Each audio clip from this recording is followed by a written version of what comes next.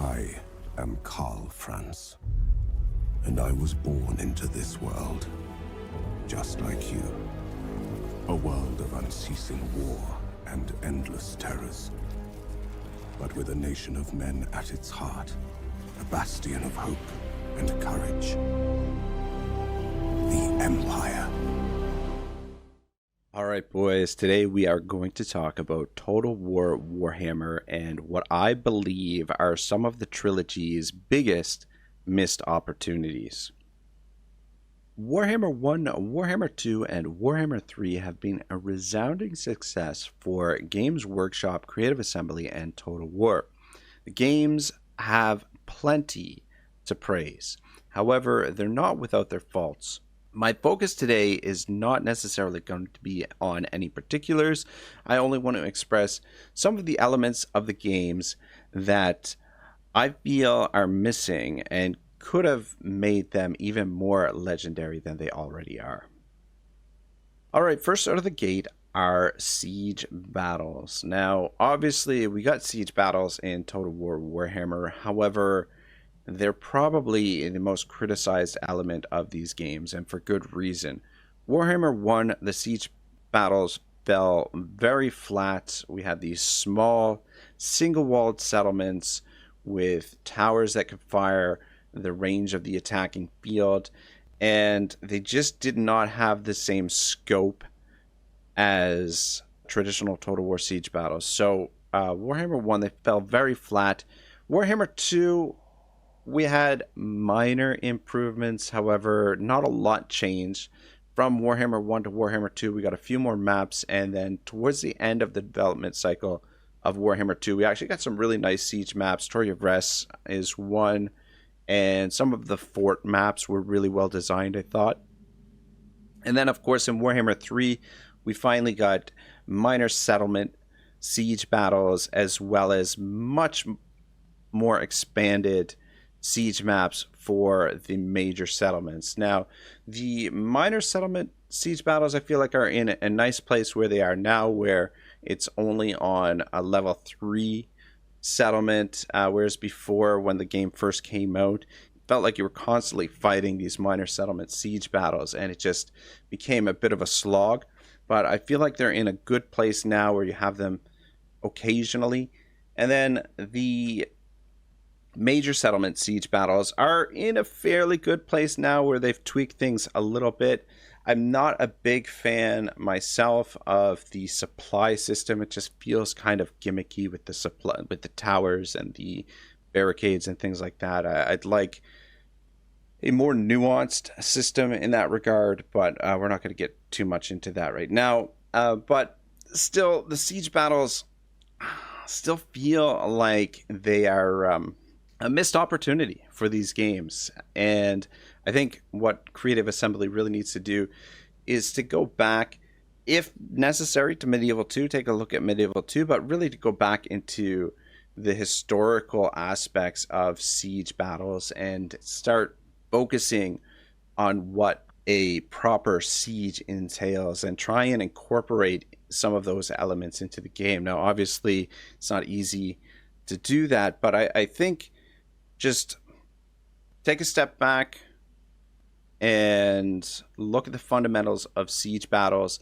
and try and incorporate that into the game. And I think that would have went a long way for Warhammer. I mean, Warhammer 3 siege battles are certainly a big improvement from the first 2 editions of the game, but overall, I'd say this was a missed opportunity that sieges should have felt absolutely legendary and epic, and they don't really necessarily do that. They feel more like a chore when you're going into the siege battles in these games. So certainly we have the siege battles, but it is in my opinion, a missed opportunity.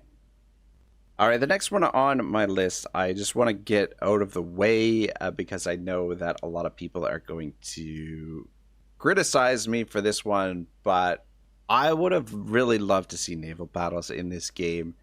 I know a lot of people criticize naval battles from the Total Wars. I hear things like, oh, the naval battles were never good, so they might as well have taken them out anyway. But I mean, I don't know. You could make the same argument about the regular battles that, oh, the regular battles are not any good anymore. They should just take them out of the game. So I don't think necessarily a mechanic not being fleshed out as well as it could be as a good excuse for removing it from the games. I think that we should push Creative Assembly to make these game features function really well, and they could add a lot to the game.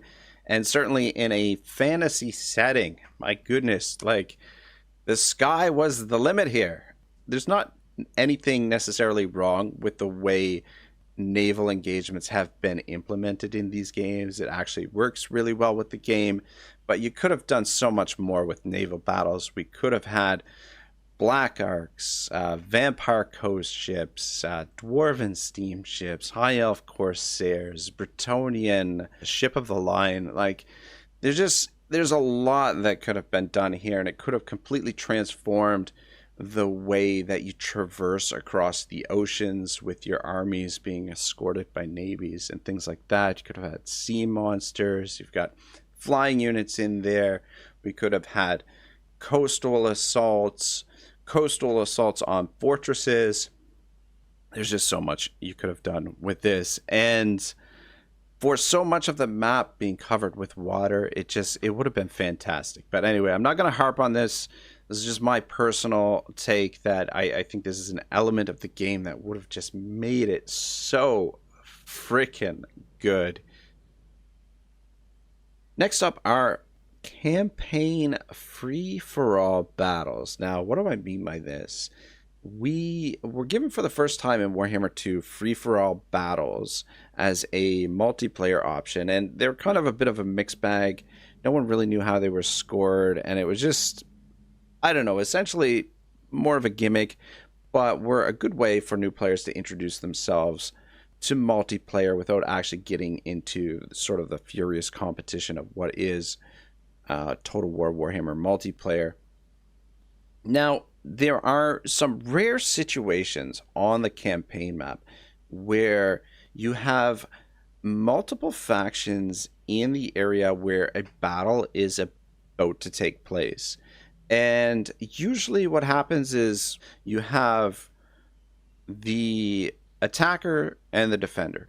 That's it. And the defenders can be composed of other factions that you're at war with and whatnot. But sometimes the diplomatic relations between the factions are not necessarily determined.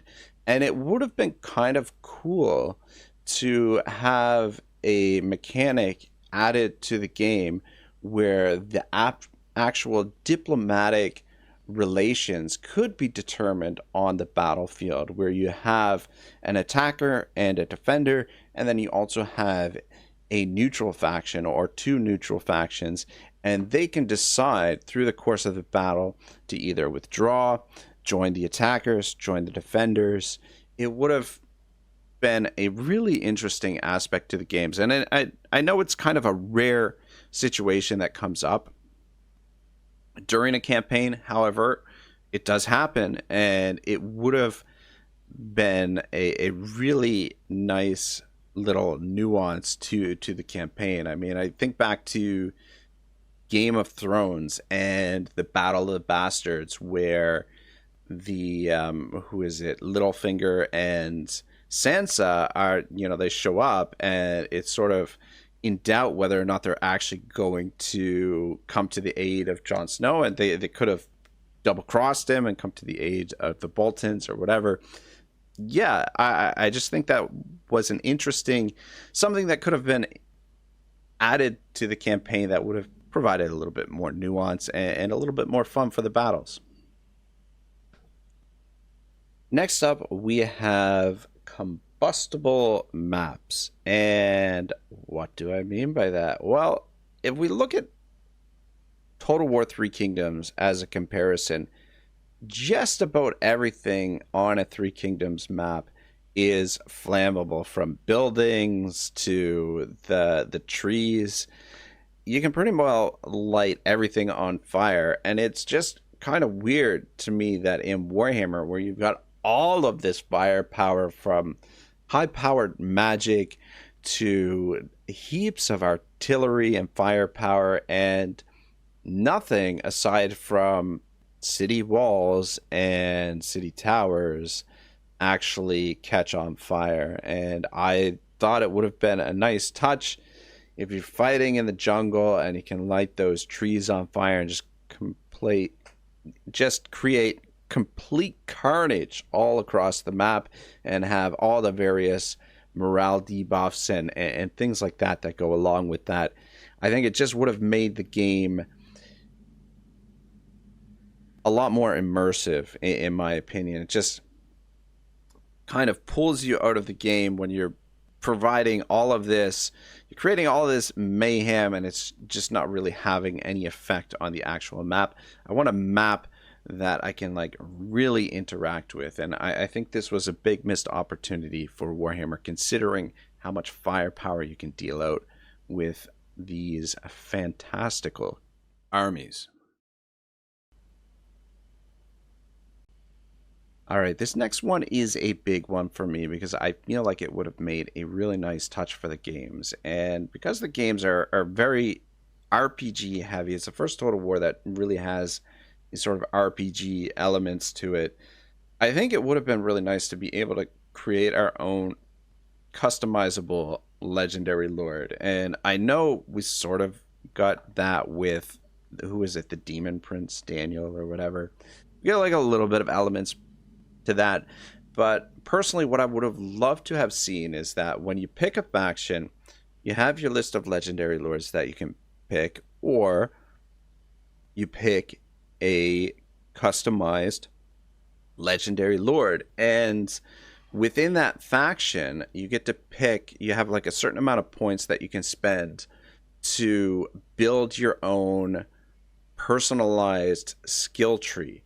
And so you have to be within the constraints of the faction. If you're playing Wood Elves, you can only pick from, you know, a certain amount of each tree of the different variety of Wood Elves, but just have a really nice character creation where you have limits, but you also have a little bit of flexibility to express your creativity and create a really unique legendary lord. And I think that would have been a ton of fun. I mean, maybe Games Workshop, that wasn't something that they wanted added to the games, but I don't know. I think it would have been a really nice touch, and it would have been something to really bring the players in and immerse themselves in the game, because, you know, I know there are a lot of players out there that don't necessarily want to play the game for the Total War aspect. They want to play the game to feel like they're actually in that world, that they're actually living and fighting for survival within the Warhammer universe. And I think being able to create your own customizable legendary lord would have been fantastic.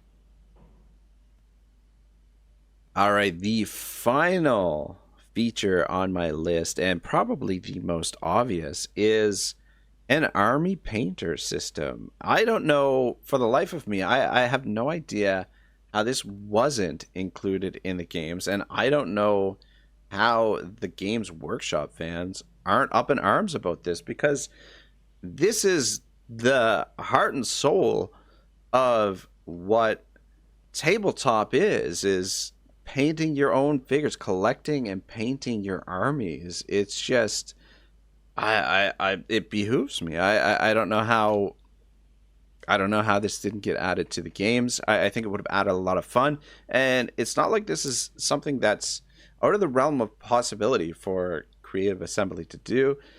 We had something very similar in Shogun 2 with Avatar Conquest, and I think this would have added a lot of fun and a lot of flair to everyone's campaigns. It would have added a little bit of excitement to the multiplayer for sure, and it invests the player more into what they're doing if they have these tools at their disposal to sort of customize things and make it feel like their own, right?